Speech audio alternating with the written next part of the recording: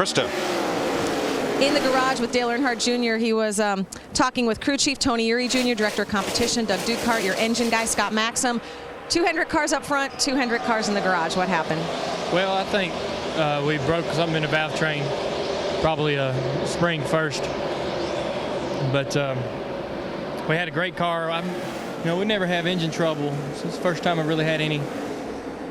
And it's a little frustrating, but those motors are great and they got so much power, and I'm sure it's just an anomaly and they'll figure out what it was and it won't never happen again. But we were struggling a little bit, but we were kind of making our way up through there. I felt like we definitely had a shot at finishing inside the top 10. If we got lucky, we might have been able to finish 5th or so. Did they fill you in on Mark Martin? Was it the same issue? Well, yeah, it's probably is. Both of them happened at the same time. His broke a spring and a valve, probably the spring first, but we was out there running and we lost another spring and we was running too slow in, so it was a little dangerous in the way then. But I don't know. We had a pretty good car. Starting last was tough. We almost got lapped there early, but we were coming. It's Dale Earnhardt Jr. They changed transmissions. He had to go to the back and start last. But I agree with him. They definitely had made huge gains on that race car. Oh, yeah. He'd gotten up to, I think he was in the top 10 right there just before he had trouble. Seeing the same thing on this restart we've seen on the last one. 17 car shoots out there to a pretty nice lead. Then Gordon gets his car the tire pressures come up and he chases him down.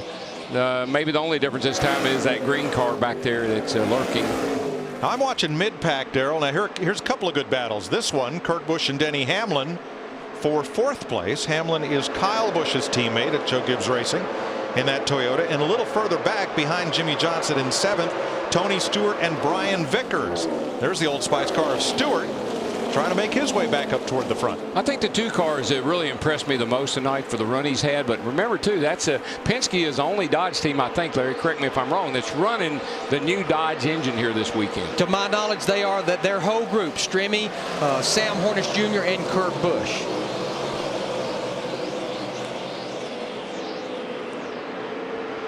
Stewart moves past the lap car of Boyer, and Kurt Busch had an anxious moment coming off turn 4. Here's a look at Busch live, and here's what happened.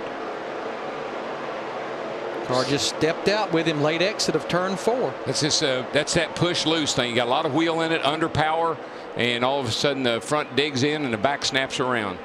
30 laps to go. Matt Kenseth is stepping it out from Jeff Gordon. And now David Reagan, we were looking at him in that 6 car. He's the first car 1 lap down, back in the 17th spot. But Mike, when I look at those top 3 cars, starting with Kyle Busch in the 18 car, we've already talked about and documented what he's trying to accomplish. But then you look at Jeff Gordon. He's not won a race since October of 2007 in that 24 car. But then the guy that's in front of him leading this race, only once in the last 32 years has a guy won the first 2 races of the season, and it was Jeff Gordon that did it in 1997 when he won Daytona and Rockingham. So the stories with those 3 cars, there's a lot of incentive for those guys to win this race. But put Matt Kenseth in that same category. He didn't win a race last year either. And look how he's starting this year off. I mean, what a turnaround from a year ago. Steve is in the leader's pit. Mike, before the restart, Matt Kenseth asked Drew Blickensderfer, he said, how close am I on fuel? And Blickensderfer said, real close. And Matt said, how close am I on fuel? And he said, we'll be okay if it's a green-white checkered, cut her loose. Oh, I think we're good to go on fuel. I don't think fuel will be a problem. And I like Drew. I think he's a great guy. He's obviously a very smart crew chief, but he's going to be Blick in my book. They call his dad Blick. His dad's a coach up in Indiana, I think, and they call him Blick. I think he ought to be Blick. Well, speaking of Blick, this is only his 2nd start as a NASCAR Sprint Cup Series crew chief. He's batting 1,000 coming in here tonight. He's trying to really bat 1,000 leaving here. Only 3 drivers since the Daytona 500. It's a little better, but I don't think it's going to be good enough, but it's a little bit better. Oh, Matt. Come on, cheer up, Matt. We hear that occasionally. Since the first Daytona 500 in 1959, only 3 drivers have won the 500 and gone on to win the next week. In 1973, Richard Petty won Daytona and won Richmond the following Sunday. In 1977, Cale Yarborough did the same thing. And in 1997, Jeff Gordon won the 500 and won at Rockingham 1 week later.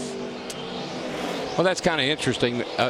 You know, the first 2 races didn't used to be Daytona, Rockingham, Daytona, Richmond. No. They used to be Riverside, California. and Daytona. The 9-turn road course, that's right. We used to run there in mid-January, Yep. just a few miles from here. And then take a month off before Daytona. It took us that long to get back. You load everybody up in my van and get back west or back east. Saw Joey Logano there, the young rookie, the 20 car back in the 28th spot, but I think doing what he needed to do tonight. He's only 1 lap down. That needs to be the goal of him and this race team. Finish these races. If he keeps trying to match Tony Stewart's performance in that car, he's going to continue to have failure. He just needs to drive the car like Joey wants to drive it, and they need to work with him for a little while and give him a chance to get his feet under him. Carl Edwards, defending race winner, and Jimmy Johnson, who's won 2 of the last 3. He's won the last out 2 here. fall races. That's yeah. right. Yep. But that's the way they finished 1 year ago. Jimmy Johnson chasing Carl Edwards to the finish line. In fact, last fall, Jimmy Johnson led 228 of 250 laps. Matt Kenseth, the leader. He's not getting away, but Jeff Gordon is not closing in. What kind of strategy? We'll find out in a minute.